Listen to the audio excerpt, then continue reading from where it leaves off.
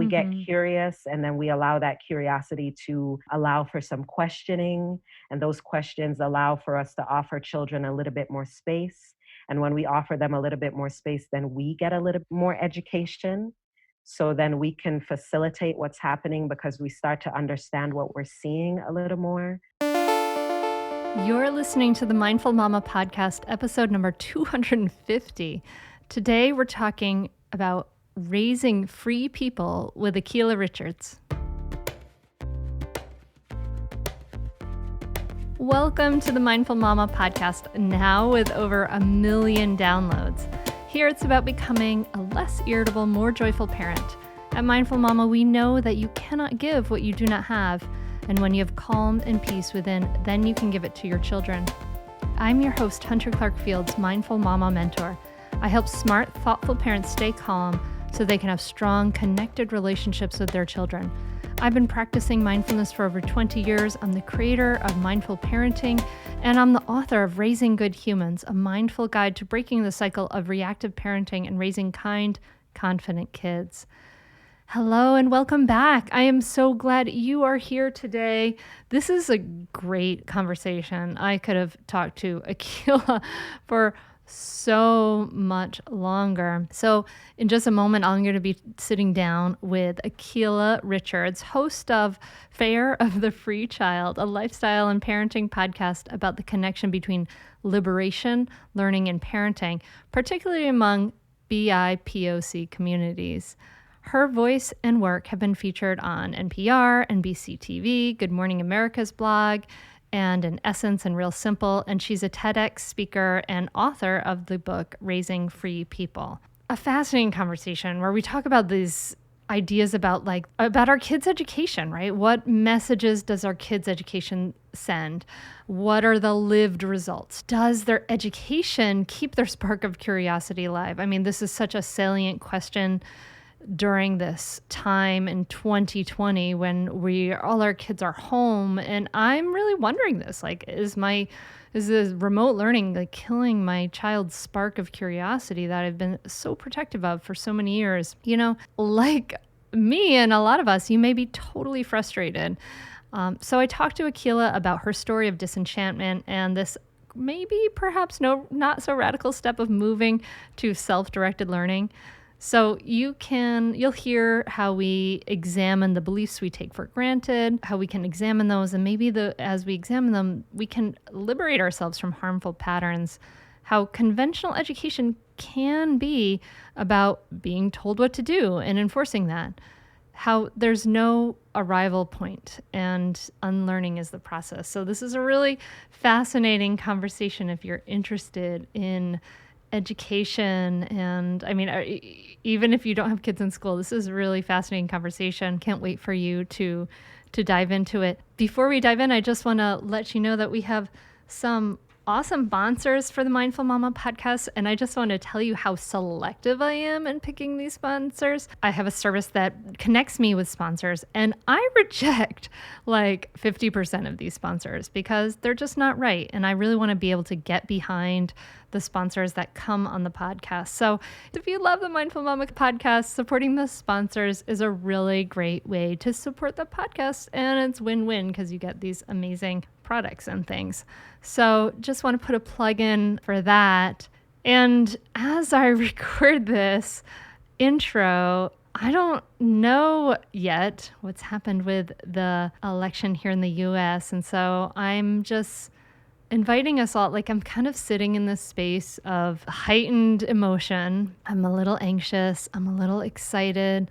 So I'm trying to breathe. So since it's a time of greater challenge, I need greater resources, right? And so I want to invite you to consider that if you are in a time of greater challenge for whatever reason, there's nothing wrong with you for that. This has been a year of time of greater challenge. And to just recognize that when you're in a time of greater challenge, that you need greater resources, that just wanting to calm your reactivity doesn't make it happen. Just hoping things will be so doesn't make it happen.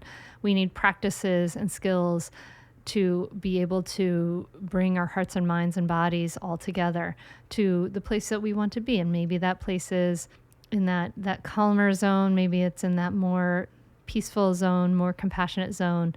So it's not just going to happen by hoping. And I know that for myself, being in this heightened place for me today, that it's not just going to happen by hoping. That what I'm going to do is I'm going to intentionally give it time, energy, and effort. I'm going to invest some of my energy into taking care of myself compassionately today. So that means exercising my body, eating good food. It means probably go for a run to get my yayas out, or do some yoga. And I'll probably do another meditation today because honestly, it's the kind of day where I need a couple. So just want to offer this idea that when there are greater challenges, we need greater resources. There's nothing wrong with that.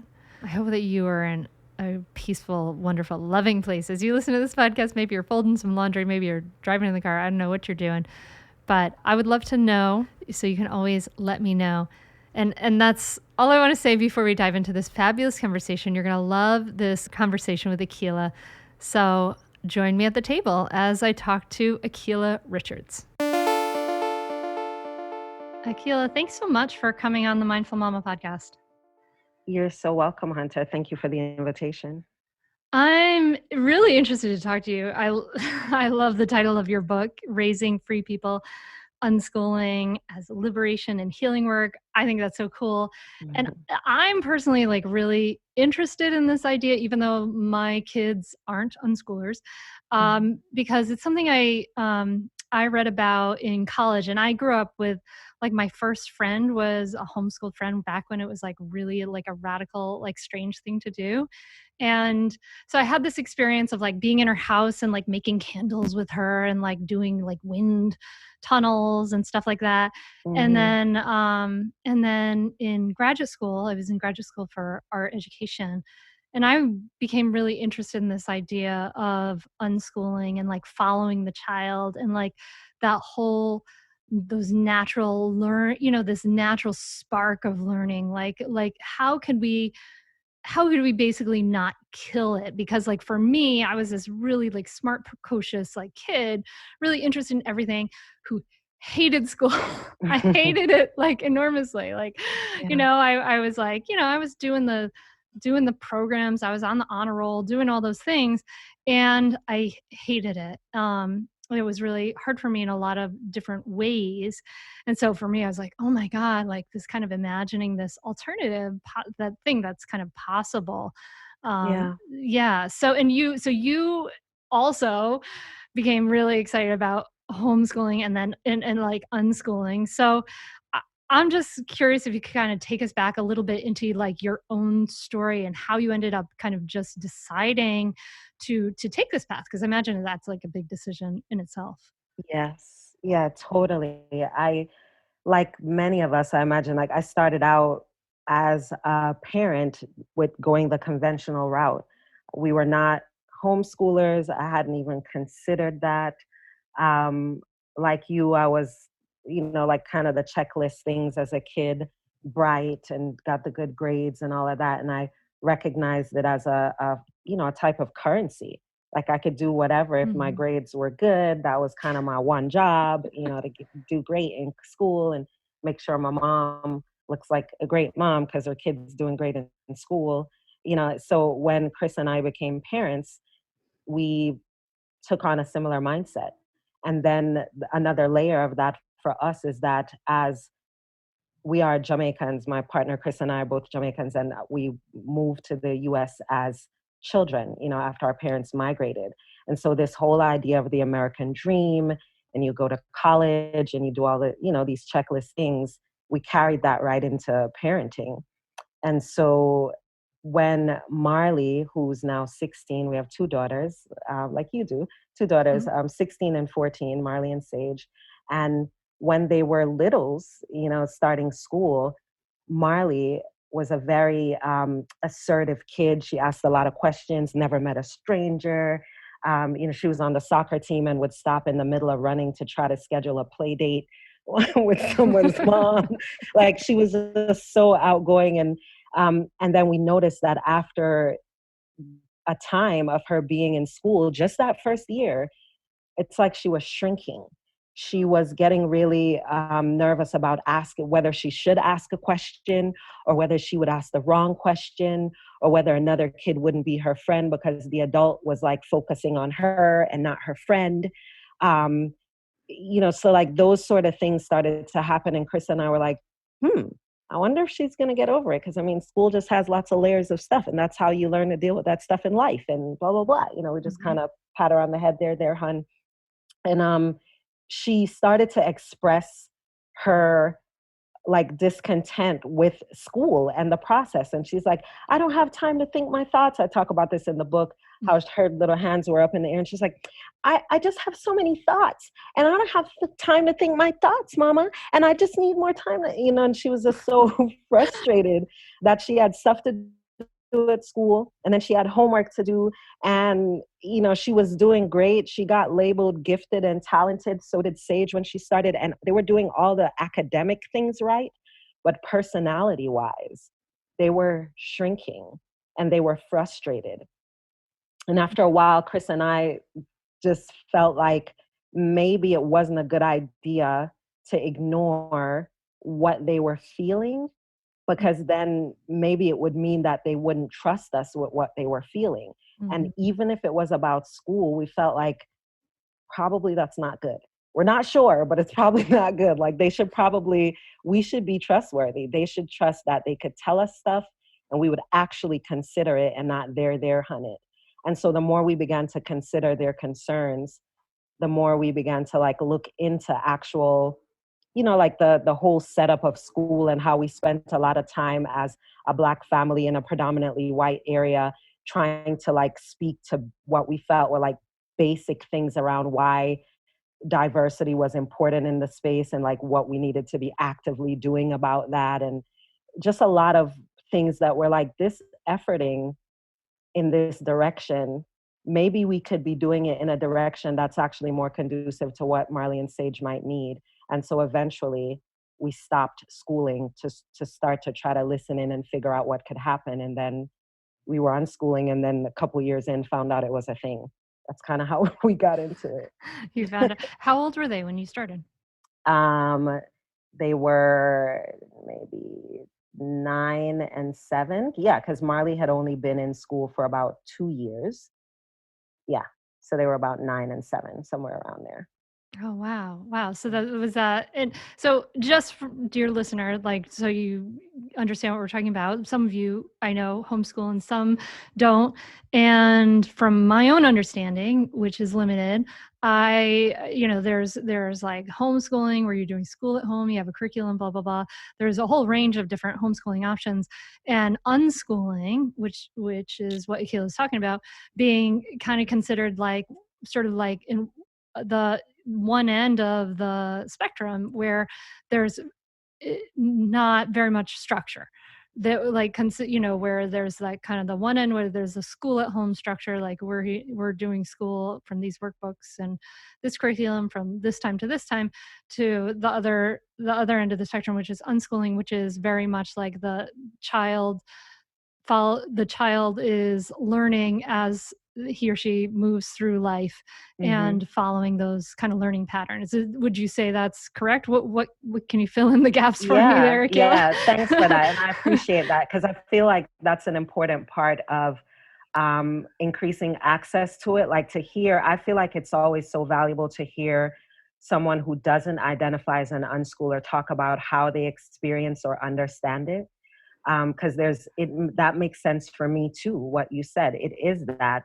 And I would add to that it's not the absence of structure, it's absence of a predetermined structure, mm-hmm. and it's absence of a non-consensual structure. That's the difference.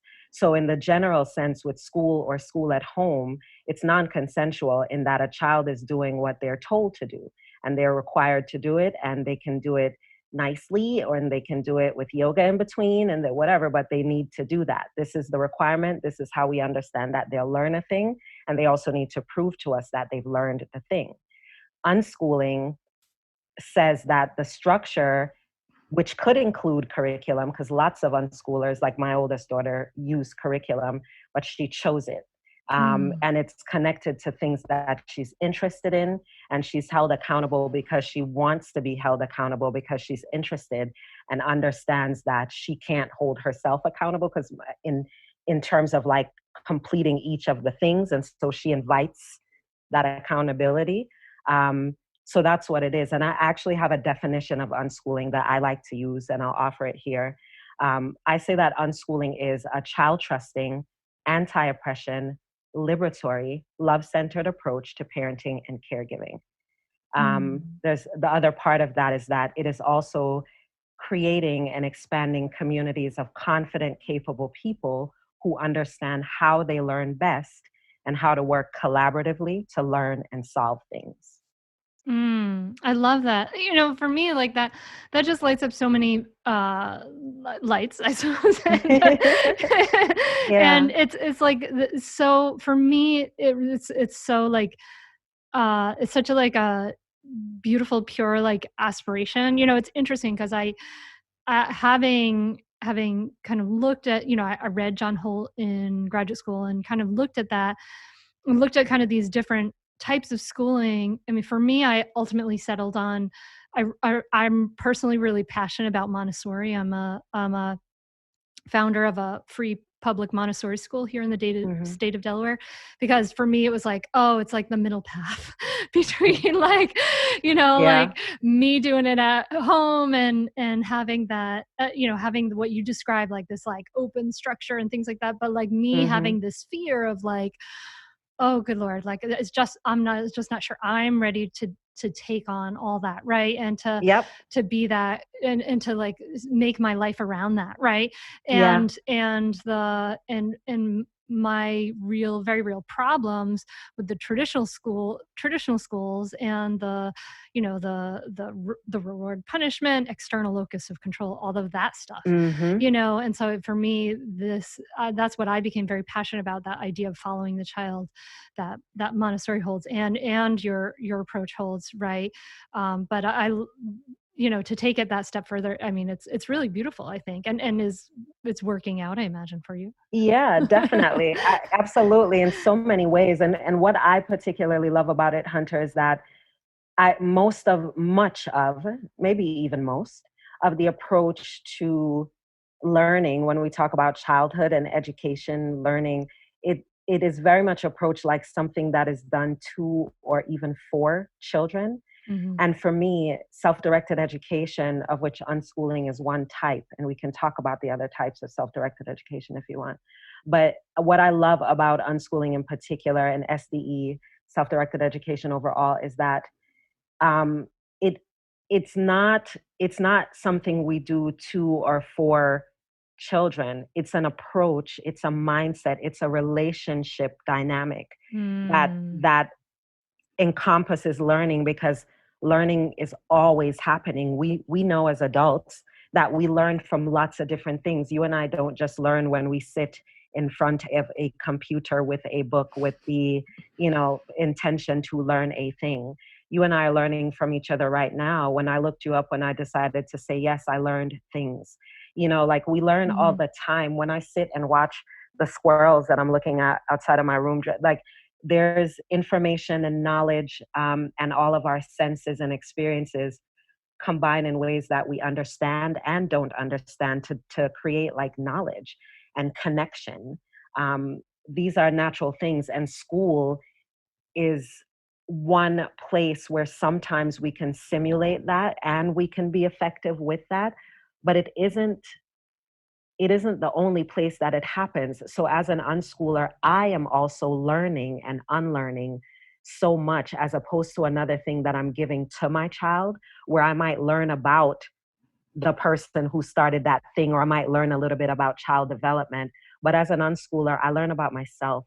I learn about social justice issues. I learn about belonging. I learn about my own biases and how they show up. I learn about how colonization and the myth of white supremacy influenced my parenting practice. Like, it's a completely different opening and access points to like learning and relationships, and not just information that I think a child should learn and how they should learn it nicely. Stay tuned for more Mindful Mama podcast right after this break. The holiday season is approaching, which can mean a normal year's late nights, rich foods, and one too many drinks. But this year we can treat our loved ones and treat ourselves with the gift of radiant health and prepare your body for the indulgences to come with Sakara. You know, I know that I want to feel good about what I eat. I know how much it affects my body, mind, and spirit, but I also want to have fun and have rich food and all of those things. So you may want to feel better about what you eat, right? But sometimes it's hard to prepare healthy meals that also taste good. With Sakara, you can reach your health goals without sacrificing taste. Sakara is a nutrition company that focuses on overall wellness, starting with what you eat. And they have a menu of wonderful, ready-to-eat, chef-crafted breakfasts, lunches, and dinners, and it changes weekly, so you never get bored, and it's delivered fresh anywhere in the US.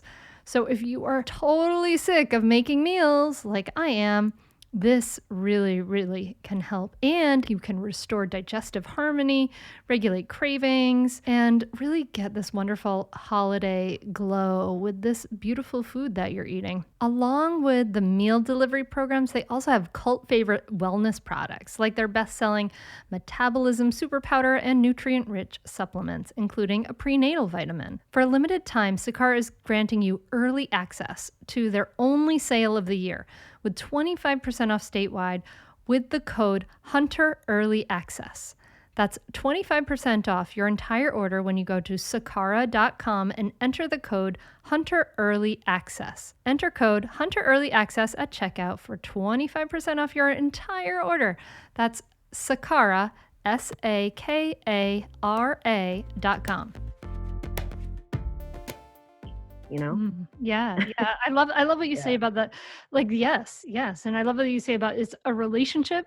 It's not something we do to children. And I'm so on board with that. I mean, because that's the whole approach of mindful parenting, right? It's like we are in a relationship with these people for our whole lives. It's like discipline is about teaching, and teaching how we can help each other meet each other's needs and get along in the world and get along in our household, not something we do to our children, right? This is a relationship.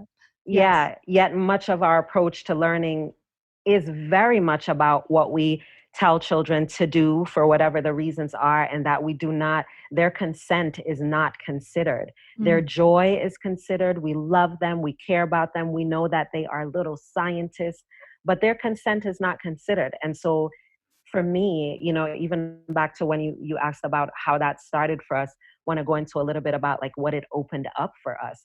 I recognize that even in my own work as, again, someone who moved to the US and, raised by parents who understandably bought into the American dream. And for me as a Black woman raising Black women, I couldn't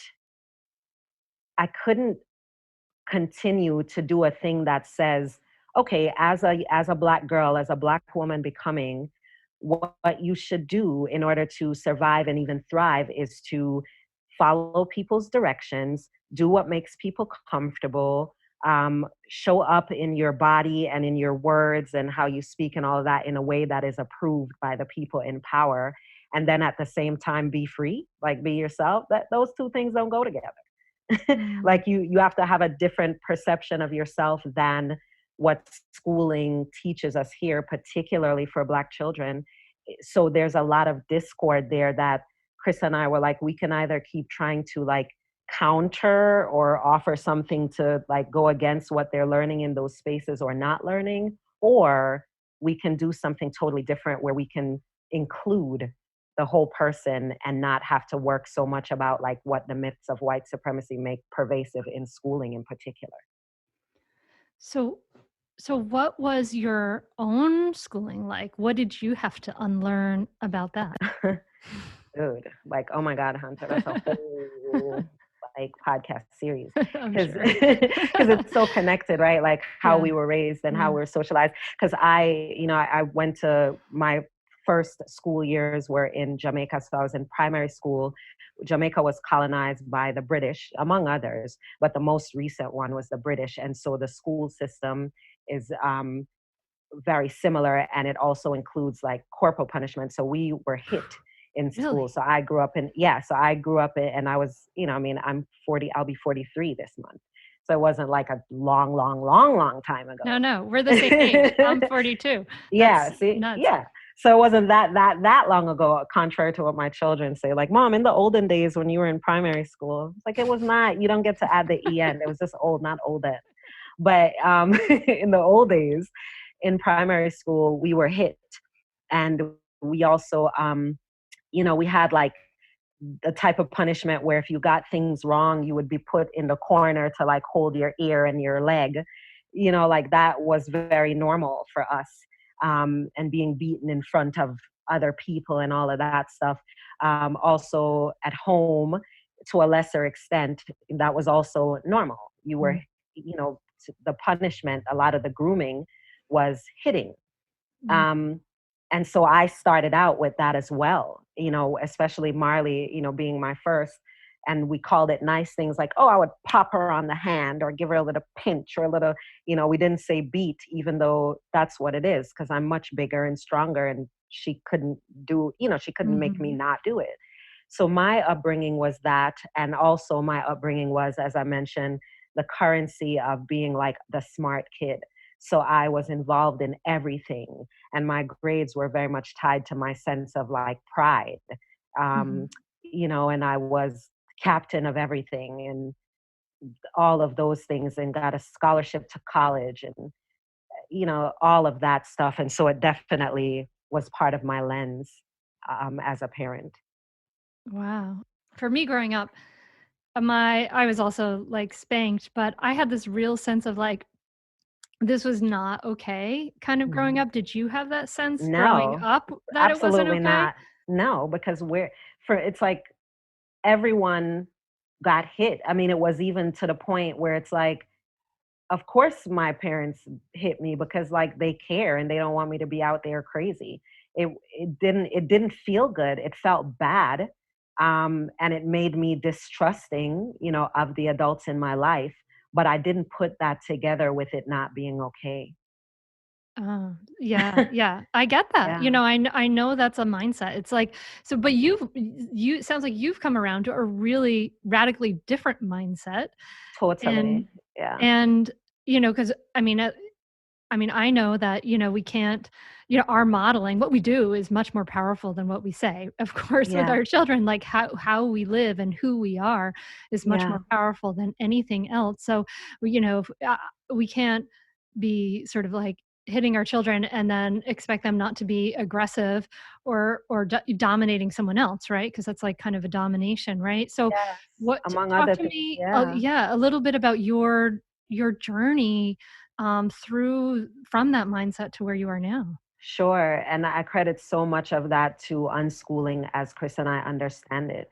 It really is an unlearning. It is like a decolonizing of our mindset, because what I say, Hunter, is that I realized over time, and over time means being in actual relationship with Marley and Sage. So when we broke them out of school prison and they were no longer like, ruled by a schedule and a curriculum that some politician somewhere decided, not even the teachers who loved them, because they had great teachers, actually, wonderful teachers.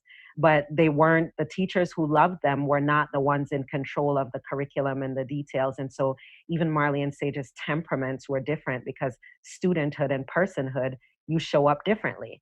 And so in relationship with Marley and Sage, I got to learn and unlearn so much about like just human connection, and about how they learned, and about how much my fears about what they didn't learn, like how that was rooted in like the marketing around the educational complex and not the actual Marley or the actual Sage.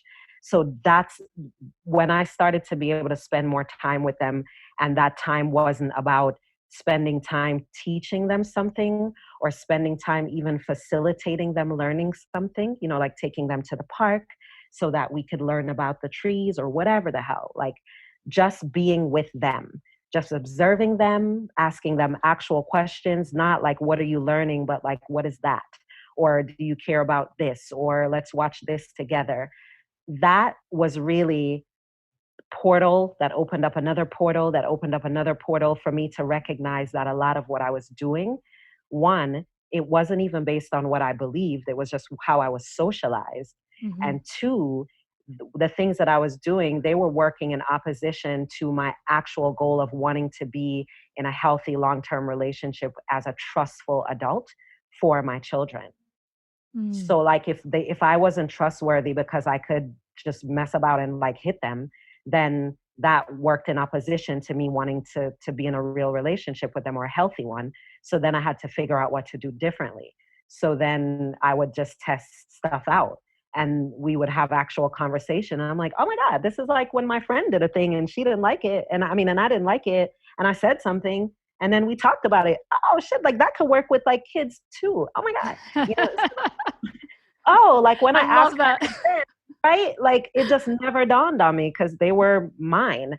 And so the thing that I say is that when I talk about decolonizing my parenting, is that I realized that I saw my children in a similar mindset as maybe the British saw Jamaica, or whoever, whatever colonizer saw whatever space, to say, look at this brilliant opportunity for me to take this sovereign space and turn it into something good and useful.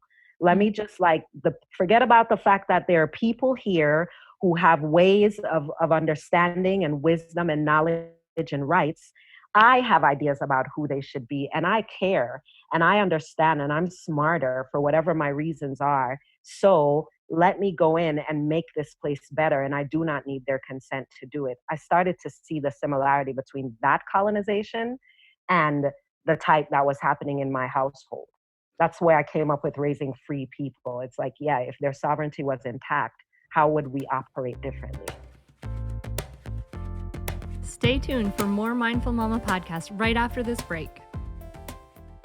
So my kids are wearing a lot of masks these days, and it's great because they're keeping them healthy as they go to school, and they want to go to school so badly.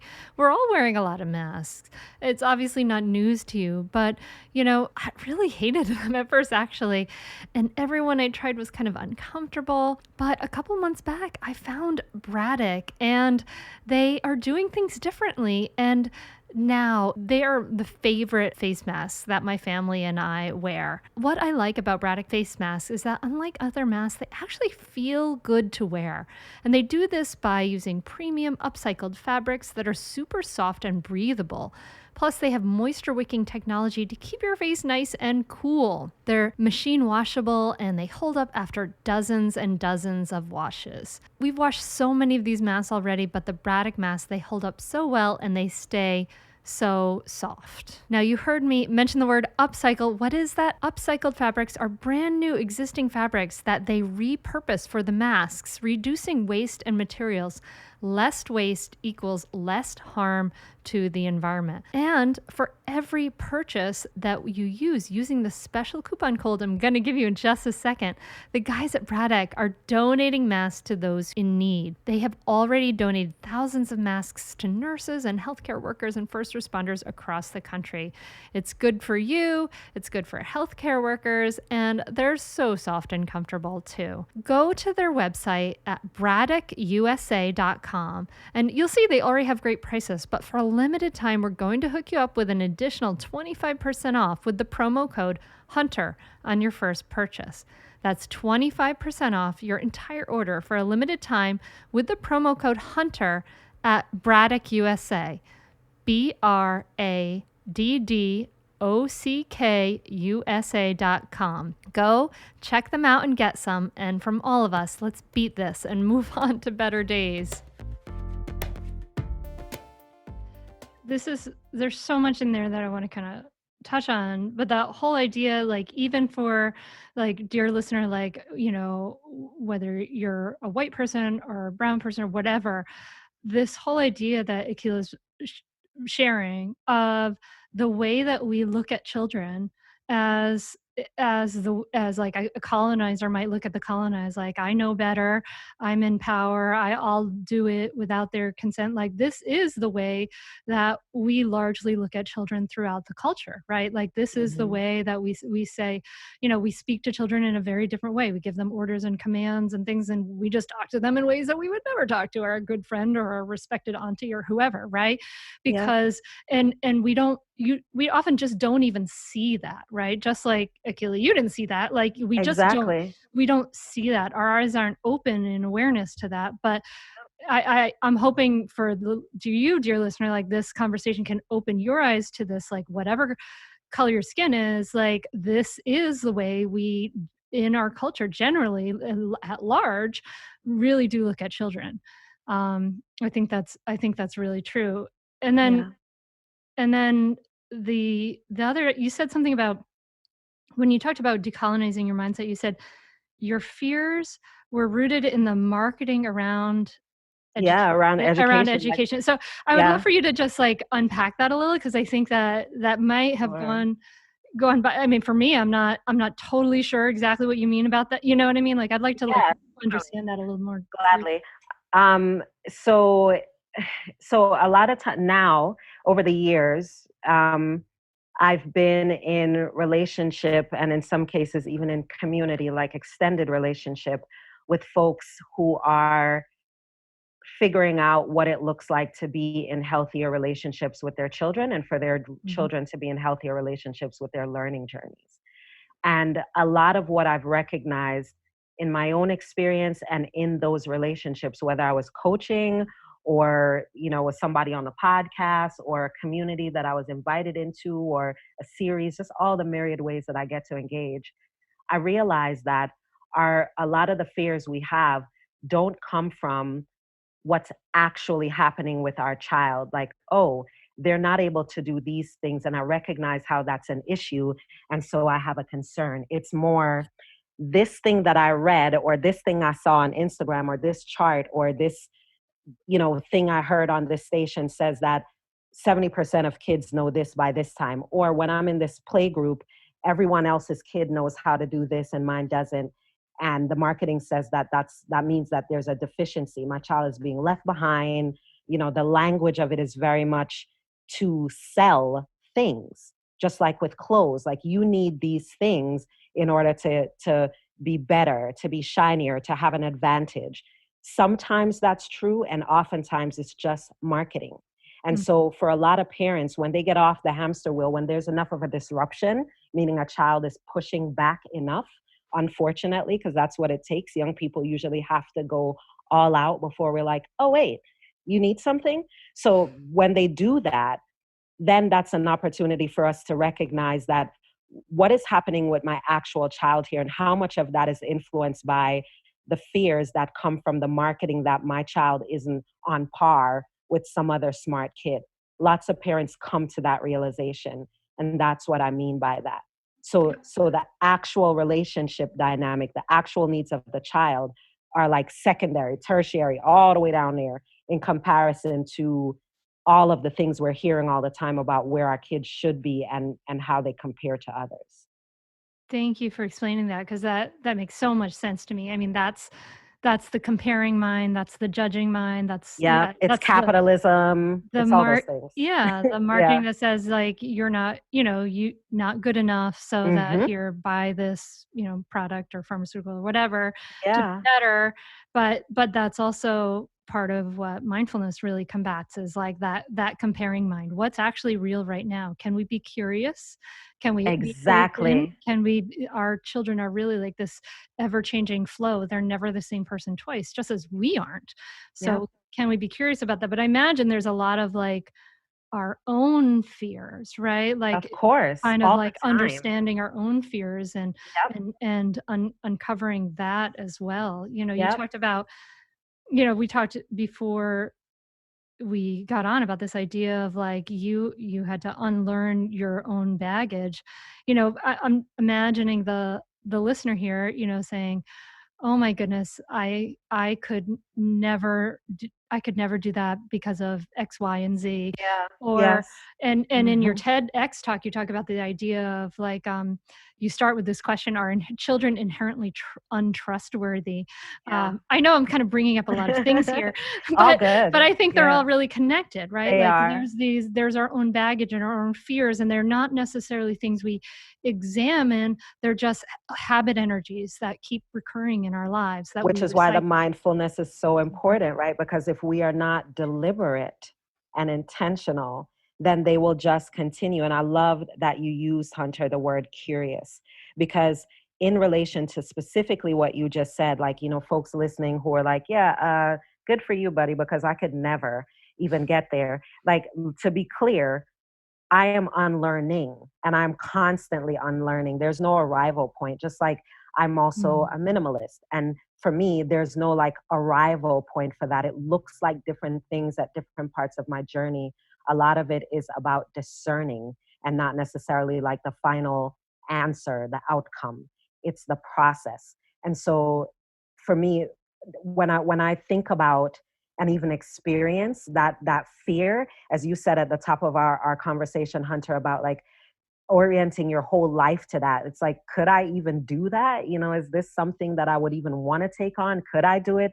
The answer is yes, because what it is, it's just about deschooling, moving outside of a lot of the things that, as you mentioned, we don't examine. And I have a definition also for deschooling that I'll share here because it speaks to exactly what you're talking about.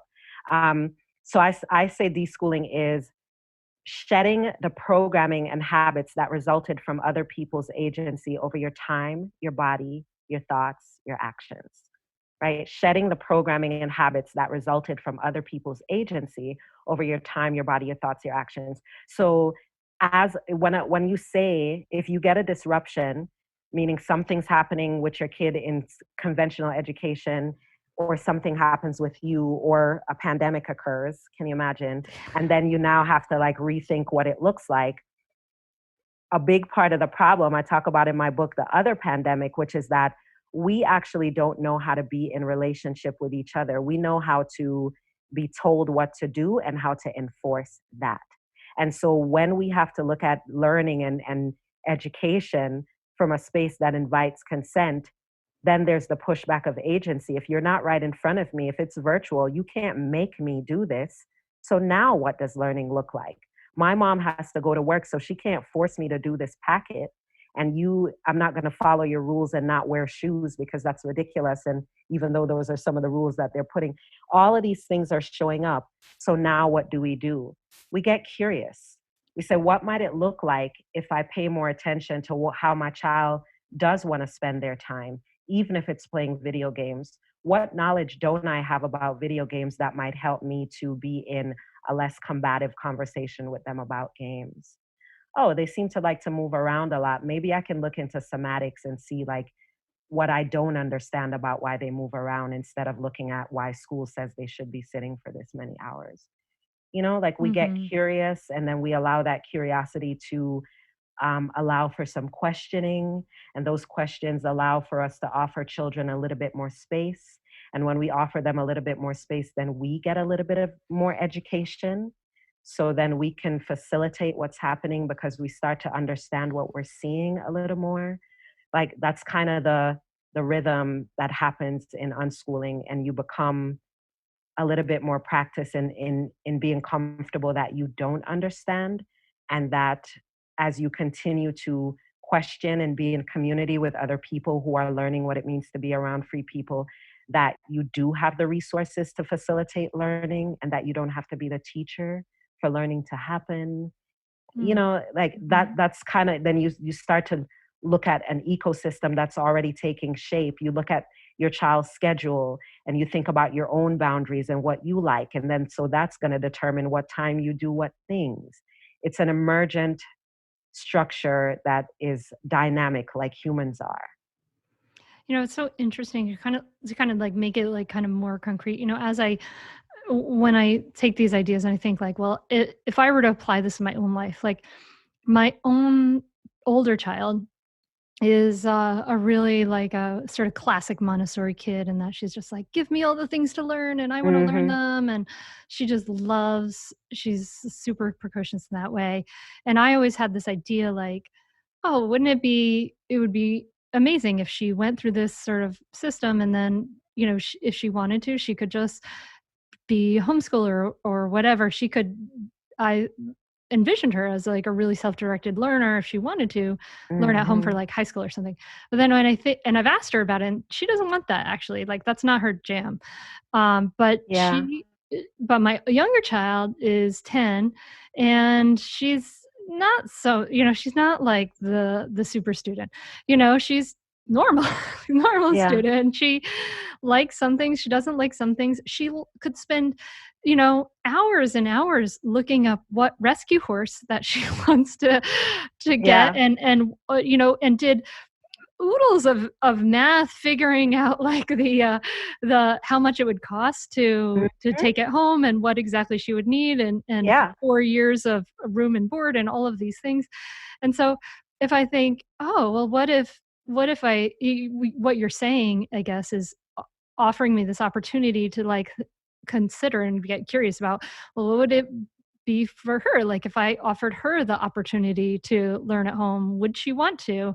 What would that look Exactly. like?" And how And much would you learn about that process? Because even as you said, like, she's not a super student, but she is. Because you just explained to me a bunch of super student stuff about something that she's interested in. So it's like even the idea that we think of like studenthood in the confines of school, whereas to be a student is it means that you're studying a thing in depth. And she was doing that with horses and Mhm. all of that. So she is that, just not in the through the lens of schoolishness. Stay tuned for more Mindful Mama podcast right after this break. So it looks like this year my family is doing Thanksgiving all by our lonesome and trying to get together with appropriate testing and quarantining, etc., with my parents and my brother for Christmas.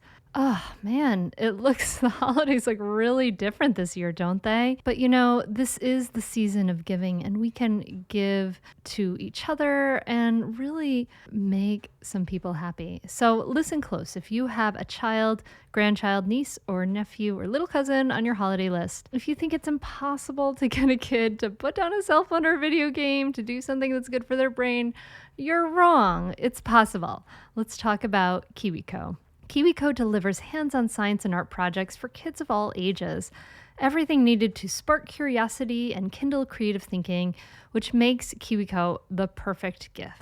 With KiwiCo, kids can engineer a walking robot, design and paint a pendulum, conduct bubbling chemistry experiments, and more from the comfort of your own home. I am so excited to give my little niece this year KiwiCo crate, and I remember one that my daughters loved so much, creating an arcade claw. So they get to make this mechanical claw and work it, and it really grabs stuff, and they can put it together themselves and grab these pom-poms, and there's a whole game with it. It's super fun, and my children have always been so excited to get these things in the mail. So while they might be unable to go to fun places for the holidays, you can give them a whoa awesome experience with KiwiCo. And unboxing the crate feels just as exciting as receiving it. So everything you need is inside. You don't need any extra tools. And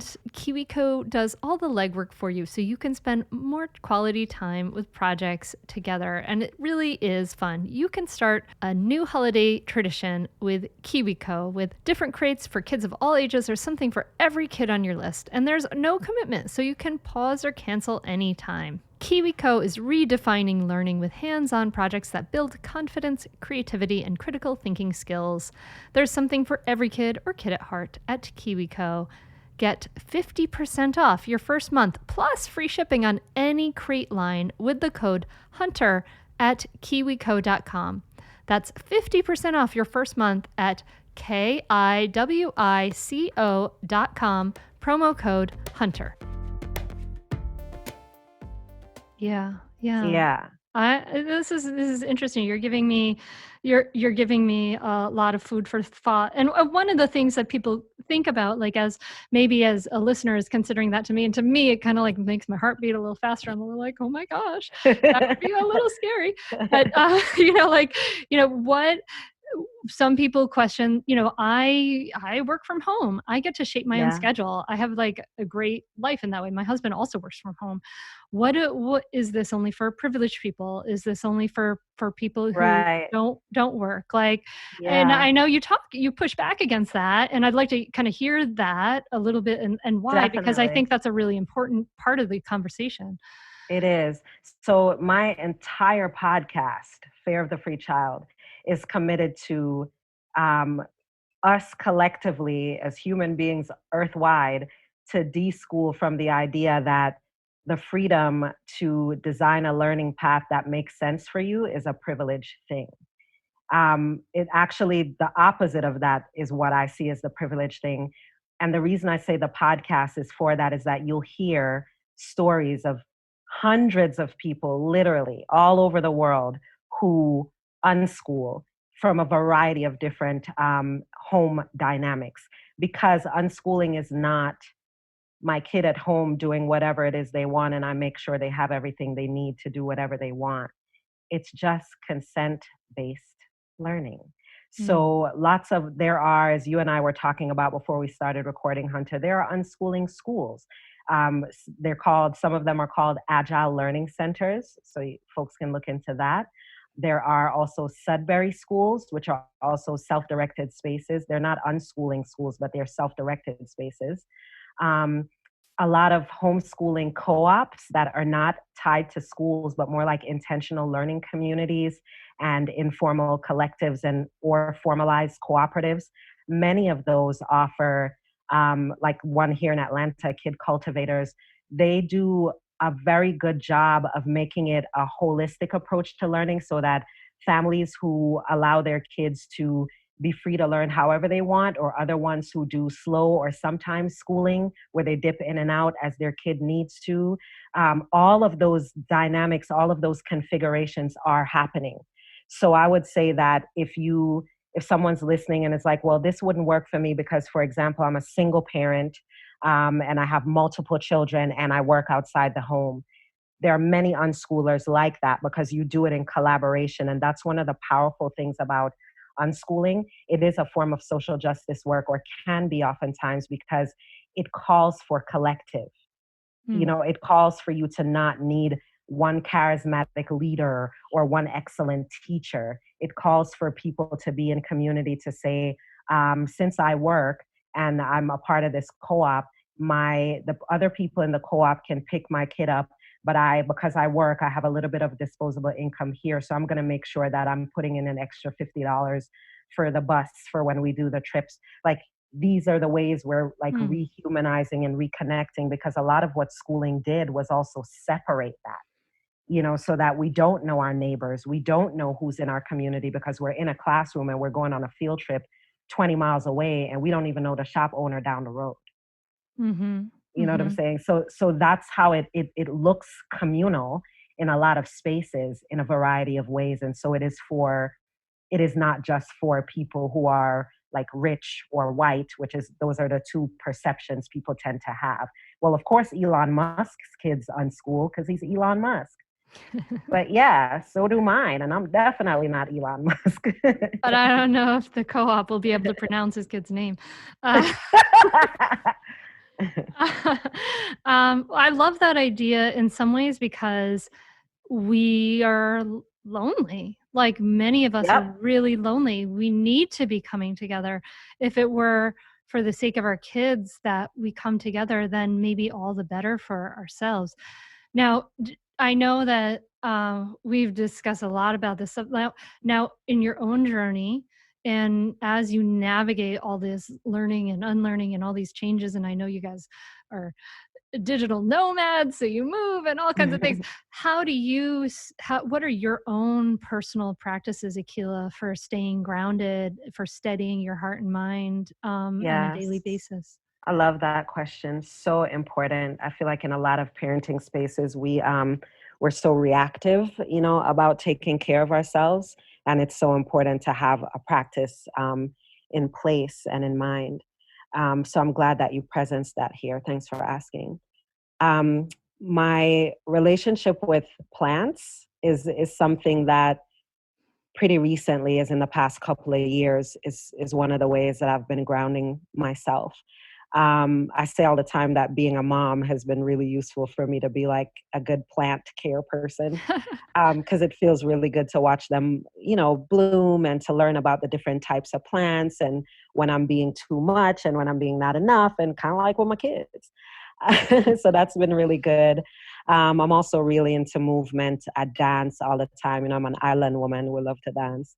So I dance quite often, and a lot of my spiritual practices in terms of connections to my ancestors and making sure that what I'm putting into my body and spending time in solitude and listening, that those things are part of my regular rotation. And also, one more question. I know I'm kind of coming to the end, but I'm just curious about this. Yeah. Is it challenging? And are your own parents alive? And is it challenging for them to see you reject in some ways the culture of like popping your kids one or whatever? Mm-hmm. What, you know what I mean? Of that punishment. Is that challenging? And how for you? I know this is a bigger discussion, but I'm just curious personally. Yeah, that's also something we talk a lot about on Fear of the Free Child, because a lot of, people from various cultures have a similar experience, in looking at how their parents view it, especially if their parents are part of their support system and their opinion really matters. Yeah, and both of my parents are around. And I think when the girls were much younger, they definitely had the concerns, because it was like, oh, they're so smart and you want to make sure they stay smart in school and, that sort of thing. But now we don't get that anymore, because they're around Marley and Sage and they're like, oh my God, they're amazing. My parents should have done this. That's what we get from them. Because they're around the girls and see how amazing and dynamic they are. That's just a non-issue. The proof is in the pudding. Pretty much. That's what I think people see. I mean, that's what oftentimes like a partner sees, right? Yeah, like totally. Because that's adapt. Another thing. Yeah. Mm-hmm. One partner might be on board and then another one's like, that's foolishness, crazy, can't do it. But then you get around the kid and you're like, oh, is this what happens? Oh, okay, got it. Bet. No problem. Yeah. There's more cooperation, more trust. Less resistance, all of those things. Yeah. And so, recognizing their own wounds as well. We didn't talk about this, but like school wounds. That's another thing that shows up oftentimes when adults are at first like, nah, kids need these things, blah, blah, blah, blah. We have a conversation about how they were treated in school and the sort of wounds that showed up for them. And then right away we get on eye to eye, like, oh my God, of course kids should do this. Let's talk about what it might look like. I feel like this is awesome. I feel like this conversation is really opening up a lot of possibilities, at least in my mind. And I hope for the listener that it's opening up possibilities for you. I think that this journey that you've done of opening up your own possibilities and saying like, what the heck? Like, this is my one wild and precious life. Like, I need to live it the way I have to live it. And opening up this possibility is really beautiful, because you, by living this and also by doing all the teaching and sharing in the book and all that stuff that you're doing, is giving permission for so many other people to do that. And, and I think that's awesome. I just want to acknowledge you and thank you for that. That's really I appreciate that. Yeah, I hear that all the time about the permission, and it is so affirming, because I know what it's like also to not even realize that I need permission to do something, and there's so many other people in this and other movements who've done that for me. So I love hearing that feedback, because it affirms that I'm doing what I'm supposed to be doing, because I want us to normalize, liberated learning. Like, dude, seriously? Can we just like be free to design learning paths that make sense for each of us as humans? I don't feel like that's too much to ask. Oh, I don't ask my husband to listen to many podcasts of mine, because who wants to listen to their wife's voice talk? But I might ask him to listen to this one. Akilah, where can people find out more about you and what you're doing? Raisingfreepeople.com. Everything is there. And also, if you're a podcast person, which I think it's safe to say you are, then I encourage you to listen to Fair of the Free Child podcast wherever podcasts are listened to. Thank you so much for sharing your time and your voice with us today. It's been honestly a true pleasure. I'm like smiling and and have enjoyed it enormously. I really appreciate what you're doing. Thank you so much. You are so welcome. And thank you again for the invitation. I so appreciate it. Hunter, be well. I love what Akilah has to say about education and about examining these things and wondering, asking ourselves these questions like, is this right for my child? And maybe can I step to do something different? Maybe not. We'll find out. If you like this episode, I really love when you share a screenshot of yourself listening to the episode, wherever you're listening to it. Tag me on Facebook. Tag me on Instagram at mindfulmamamentor.com. Tell me what your takeaways are. And I'm so sad. No new iTunes, Apple Podcasts reviews to report since September. So if you haven't left a review on Apple Podcasts, please leave a review on Apple Podcasts. Makes such a big difference. And of course, a great way to support the podcast. So I hope you're doing well. I hope that you are taking care of yourself, keeping yourself happy and as best you can and safe, and reaching outside of your comfort zone sometimes and comforting yourself sometimes, taking time for taking care of your needs, because your needs are just as important as your child's needs. Your child needs to see you becoming a balanced, vibrant person, human in the world. And that is one of the best ways you can model for your child how to live in this world, is to live a balanced, healthy, thriving life yourself as best you can. So give yourself the resources you need, the time you need. And remember, your self-care is not selfish. It's actually your responsibility. So take care of yourself. I'm so grateful and happy to have been in your ears today, connecting with you. Please do let me know what your takeaways are. Share that screenshot of you listening to the podcast and tag me. I want this to be a two-way conversation. I want to be connected to you. So please do let me know. And I wish you peace, my friend. Thank you so much for listening. Namaste. I'd say definitely do it. It's really helpful. It will change your relationship with your kids for the better. It will help you communicate better. And I'd say communicate better as a person, as a wife, as a spouse. It's been really a positive influence in our lives. So definitely do it. I'd say definitely do it. It's so worth it. The money really is inconsequential when you get so much benefit from being a better parent to your children and feeling like you're connecting more with them and not feeling like you're yelling all the time or you're like, why isn't things working? I would say definitely do it. It's so worth it. It'll change you. No matter what age someone's child is, it's a great opportunity for personal growth and it's a great investment in someone's family. I'm very thankful I had this. You can continue in your old habits that aren't working, or you can learn some new tools and gain some perspective to shift everything in your parenting. Are you frustrated by parenting? Do you listen to the experts and try all the tips and strategies, but you're just not seeing the results that you want? Or are you lost as to where to start? Does it all seem so overwhelming with too much to learn? Are you yearning for a community of people who get it, who also don't want to threaten and punish to create cooperation? Hi, I'm Hunter Clark-Fields, and if you answered yes to any of these questions, I want you to seriously consider the Mindful Parenting membership. You'll be joining hundreds of members who have discovered the path of mindful parenting and now have confidence and clarity in their parenting. This isn't just another parenting class. This is an opportunity to really discover your unique, lasting relationship, not only with your children, but with yourself. It will translate into lasting, connected relationships, not only with your children, but your partner too. Let me change your life. Go to mindfulparentingcourse.com to add your name to the waitlist, so you will be the first to be notified when I open the membership for enrollment. I look forward to seeing you on the inside. mindfulparentingcourse.com.